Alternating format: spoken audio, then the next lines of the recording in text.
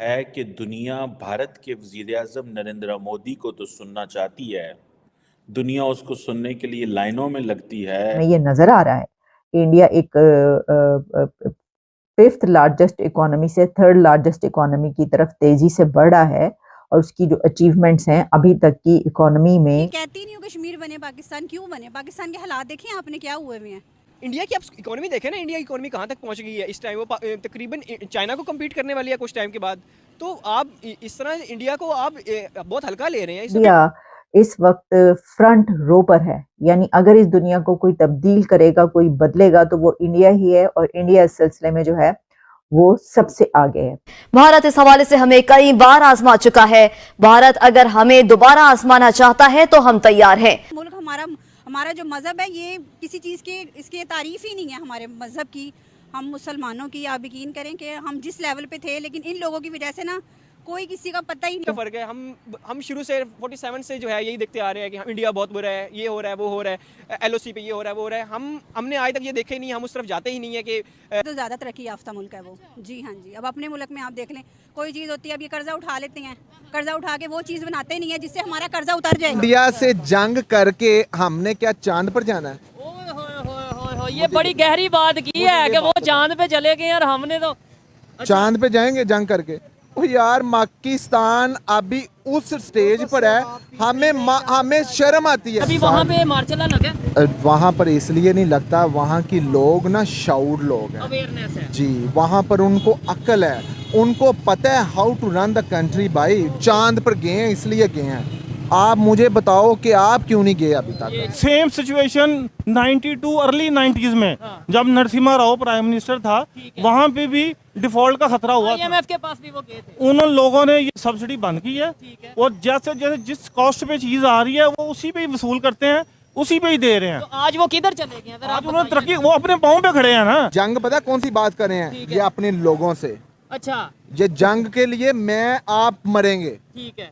उनको नहीं मारना, हमें मारना है। हाँ। हमारी आवाज बंद करनी है। मेंशन करके नहीं बताना चाहता। ठीक है, मैंने आपको इतना कह दिया कि मैंने 18 मुल्क फिरे हैं। हमारे पासपोर्ट की क्या वैल्यू है? हमारे पासपोर्ट की value at the moment is nothing, zero. देखेंगे अगर आप पाकिस्तान की जिसको कहते हैं नेशनल सिक्योरिटी पॉलिसी देखेंगे, उसमें कश्मीर और भारत के अलावा कुछ है नहीं ज्यादा। They are not very original people, ज्यादा दिमाग विमाग है, IQ कम है। मैं उनके देखता हूं, इंटरव्यूज देखता हूं उनके फॉर्मर एम्बेसडर्स और फॉर्मर फॉरेन सेक्रेटरीज के पाकिस्तान के, and I am shocked at the lack of intellect. मतलब कि कोई इतना दिमाग से, you are a foreign service officer. भाई आप भारत के अगर भारत के डिप्लोमेट्स को देखेंगे, आप बोलेंगे यार ये बंदा है क्या ये? They are so sharp, so articulate, so knowledgeable. बंदा इंप्रेस हो जाए। पाकिस्तानियों को देखे तो आपके वही गधा छाप, वही मदरसा छाप, वही बेकार। एनीवे दोस्तों, हम धज्जियां उड़ा रहे थे कश्मीर सॉलिडारिटी डे की। तो हर साल लाखों करोड़ों का बजट होगा, लोग एक दूसरे का हाथ पकड़ेंगे, कौमी तराने गाएंगे, ये गाएंगे, मैडम नूरजहां के गाने रेडियो पे बजेंगे। ये सब ड्रामा बेवकूफ़ी पाकिस्तान में होगी, लेकिन कश्मीर का क्या? मैं आज ये पूछना चाहता हूं कश्मीर का क्या, और ये मैं डायरेक्टली बात करना चाहता हूं जो पाकिस्तान ऑक्यूपाइड कश्मीर और गिलगिट बाल्टिस्तान। पाकिस्तान ऑक्यूपाइड कश्मीर क्या है दोस्तों? जो पाकिस्तानी देख रहे हैं उनके लिए बता देता हूं। जिसको आप झूठे तौर पे आजाद कश्मीर बोलते हो ना, वो असल में पाकिस्तान ऑक्यूपाइड कश्मीर है। वो और गिलगिट बाल्टिस्तान जो कि भारत का हिस्सा है, पाकिस्तान के अवैध कब्जे में है। मैं उन लोगों से आज कुछ बातें करना चाहता हूं। देखिए साहब, भारत एक सेक्युलर रियासत है। क्या हम परफेक्ट हैं सेक्युलरिज्म में? बिल्कुल नहीं। हम में कई खामियां हैं, कई कमियां हैं, हमारी डेमोक्रेसी में भी कई कमियां हैं, ये मैं मानता हूं, एज एन इंडियन मैं मानता हूं। लेकिन हमारा इंटेंट ठीक है, हमारी नीयत ठीक है। क्या हमसे गलतियां होती हैं? रोज 100, 200, 300 गलतियां होती हैं हमसे रोज, लेकिन हमारी नीयत ठीक है। हर साल वो गलतियां कम होती चली जा रही हैं और आगे चल के हम एक परफेक्ट रियासत बन जाएंगे। We are moving in the right direction, that is very important. मैं जो पाकिस्तानी हैं, जो वहां के पाकिस्तान ऑक्यूपाइड कश्मीर के गिलगिट बाल्टिस्तान के बाशिंदे हैं, मैं आपसे यह पूछना चाहता हूं कि आपको 76 साल में मिला क्या? आप सिर्फ यह बता दीजिए कि साहब हमें यह मिला। आपको मिला क्या पाकिस्तान की रियासत ने? क्योंकि आज अगर कश्मीर सॉलिडारिटी डे है तो आज बात कर लेते हैं, खुल के बात कर लेते हैं। आपको मिला क्या? आपके बच्चों को क्या मिला? क्या आपके माँ बाप को दवाई मिली? क्या आपके बच्चों को एजुकेशन मिला? क्या आपको नौकरियां मिली? क्या आपको अपॉर्चुनिटीज मिली? आपको यह बताया गया कि मजहब सब कुछ है। अगर मजहब सब कुछ है और ऐसा देश, ऐसा मुल्क पाकिस्तान जहां पे 97% लोग मुसलमान हैं, तो फिर वो मुसलमान सड़क पे क्यों हैं? मैं ये पूछना चाहता हूं कि वो मुसलमान सड़क पे क्यों हैं? वो बलूचिस्तान पे सड़क पे हैं, वो खैबर पख्तूनख्वा पे सड़क पे हैं, वो पंजाब पे सड़क पे हैं, वो सिंध में सड़क पे हैं, वो पाकिस्तान ऑक्यूपाइड कश्मीर में सड़क पे हैं, वो गिलगित बाल्टिस्तान में सड़क पे हैं। क्यों सड़क पे हैं? ओ भाई, ते 80 भी मुसलमान, ते तुसी भी मुसलमान, प्रॉब्लम सॉल्व। दोस्तों, जब हर एक सवाल का जवाब यही है कि आपका और हमारा मजहब एक है और 80 भी मुसलमान, ते तुसी भी मुसलमान, फिर ये प्रॉब्लम क्यों हो रही है? मैं ये नहीं समझ पा रहा। ये प्रॉब्लम है क्या? दोस्तों, मैं आपको बताता हूं प्रॉब्लम है क्या। रिलीजन किसी भी चीज का सलूशन नहीं है, किसी भी परेशानी का हल मजहब नहीं है।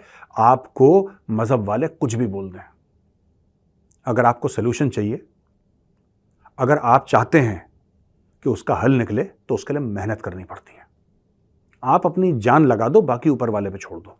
कह रही है हम गवर्नमेंट में आएंगे तो कश्मीर आज़ाद करा देंगे, पाकिस्तान का सारा कर्जा उतार देंगे। आपको लगता है कि ये पॉसिबल है?